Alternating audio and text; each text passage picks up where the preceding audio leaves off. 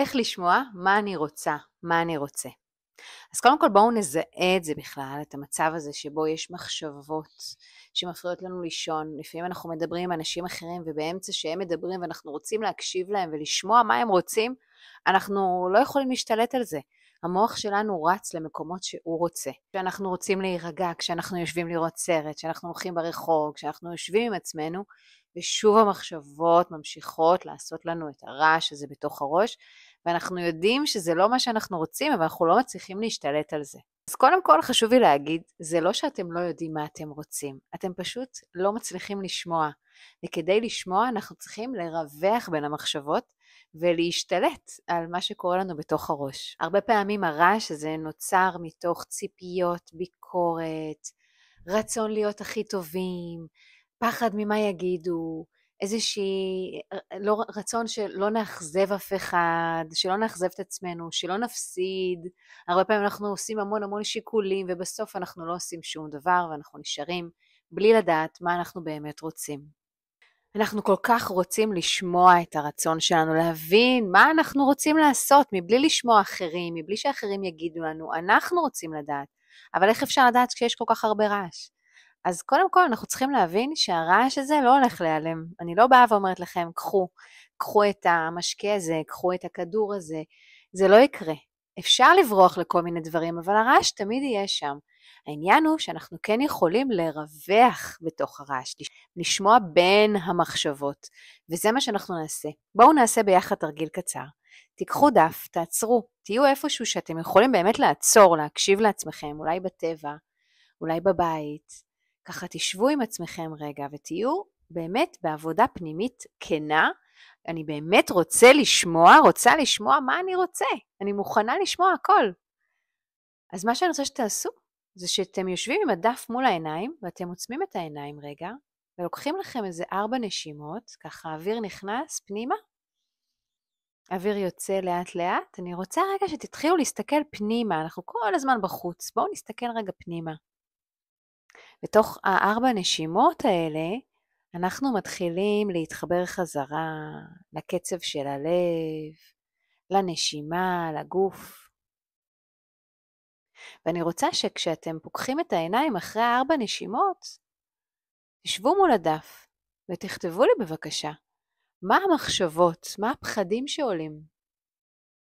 אם אני רוצה לדעת מה אני רוצה, אז בטוח שיש שם איזה פחד ויש שם איזה מחשבה שחוזרת, ואני רוצה לשמוע אותה, אני רוצה לתת לה מקום. אז בואו ניתן רגע מקום למחשבות ולרעש ולפחד.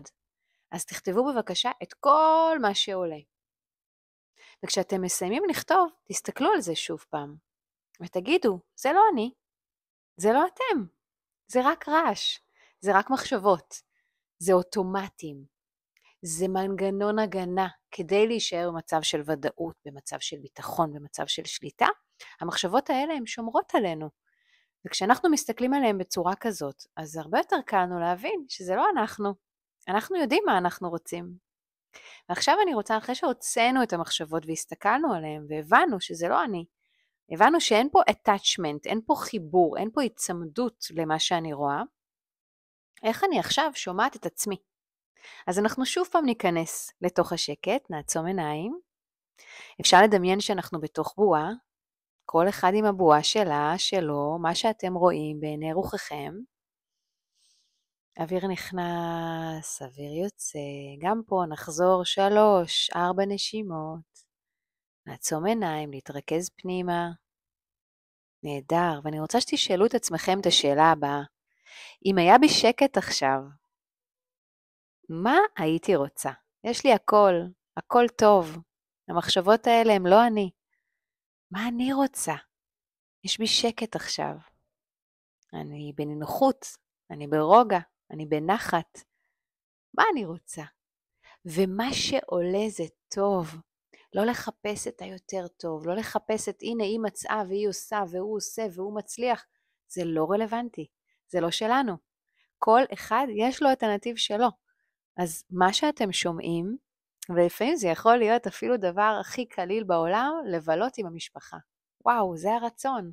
אז אני אהפוך את כל העולם שלי, את העבודה, את הקריירה, את הספורט, כל מה שאני רוצה לעשות בחיים, שיהיה סביב זה, כי זה הדבר שעושה לי טוב. אוקיי? הרצון הוא לא תמיד יגיע בדיוק כמו שאנחנו חושבים שאם זה הגיע להוא ואיך הוא יודע ואיך היא יודעת, כל אחד זה מגיע בצורה אחרת. החוכמה היא להקשיב פנימה וללכת עם האמת שלי ולא עם האמת של מישהו אחר או שמישהו אחר אומר לי.